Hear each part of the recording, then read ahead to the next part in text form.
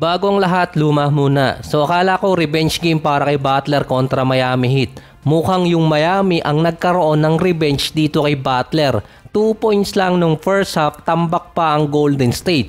May total na 11.6 rebounds, 2 assists at 1 steal itong si Butler.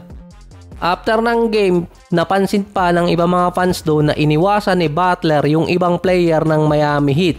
Pinosterize kasi nitong si Bam Adebayo eh. Actually, hindi talaga posterize yun dahil pagkatalo ni Butler, nakita niya si Draymond Green sa sahig at tinulungan agad niya para hindi halata. Pinalakas lang pala ni Steph yung dibdib ni Butler kasi akala ng iba maglalaro siya kontra Miami Heat. Hindi pala. Madami talaga nadidisgrasya sa maling akala. Kung alin pa yung masasabing revenge game ni Butler, dun pa nagkaroon ng worst game ang Golden State na medyo alanganin pa sila sa number 6. Dahil kapag nanalo ang Clippers versus Knicks or kaya sa Nets, sila ang makakakuha ng number 6 spot. Mahabang pahinga sa Golden State nasa 3 days. Sunod nila makakalaban yung Pelicans tapos San Antonio. Dito kasi yung decider kung sino yung makakakuha ng number 6 spot. Si Anthony Edwards naman magiging questionable sa mga susunod na games dahil nga sa injury sa kamay. Kailangan din mag-decide kasi ng Minnesota kung pipilitin nilang maglaro si Edwards dahil 6 game away naman sila versus Sacramento pero 0.5 game away naman sila sa number 6. Makakaagaw kasi nila doon ang Clippers at Golden State sa standing. Marami kasi mga players ngayon na nagkaroon ng injury. 3 weeks bago yung playoffs, si Damian Lillard na diagnose na merong blood clot sa binti. Milagro na lang ang iintay ng Bucks kung si Damian Lillard makakabalik agad next month. Parehas lang sila ng injury ni Wembanyama na na-diagnose na merong deep vein thrombosis sa balikat.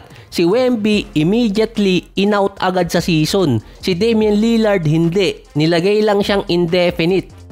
Ibig sabihin, pwedeng mapaga, pwedeng mapatagal yung pagbabalik niya. Or in short, umaasa pa rin yung Bucks na babalik si Dame. Si Brandon Ingram kasi nagkaroon din ng same injury noong 2019 season. March din yun. Automatically, na-out din siya ng buong season na yung injury ni Ingram blood clot sa braso.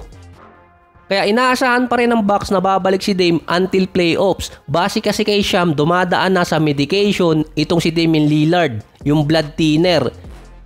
So yung nangyari kay Dame at kay Wemby, kinokonek dito kay Chris Bosh na natapos yung career dahil sa blood clot. Pero mas grabe kasi yung kay Bosh dahil may abnormalities. Mabilis siyang magkaroon ng blood clot kaya natuluyan siyang mag-retire. Hindi katulad ng kay Dame at kay Wemby na madadaan ng medication. Yung kay Ingram dati, hindi na naman ulit bumalik yung injury na yon. Na kay Dame din nakasalala yung future ni Giannis dito sa Bucks dahil pinamigay ng Bucks yung mga natitira nilang asset para makuha lang si Damian Lillard.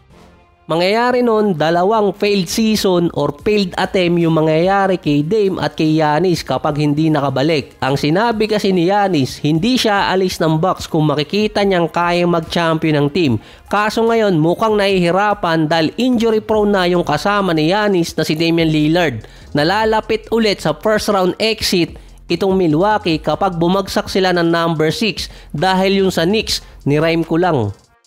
Walang Joe, walang hair din yung coach ng Bucks eh. Sinabi ba naman na okay nang mabalikan sa 3-1 sa playoffs kesa naman ma-sweep?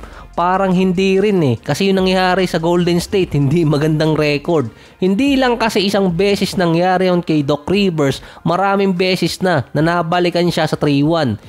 Parang may naalala kong coach na halos ganun sumagot eh, katulad ng sinabi ni Doc Rivers eh. Hindi ko lang maalala yung pangalan, parang learning experience yun.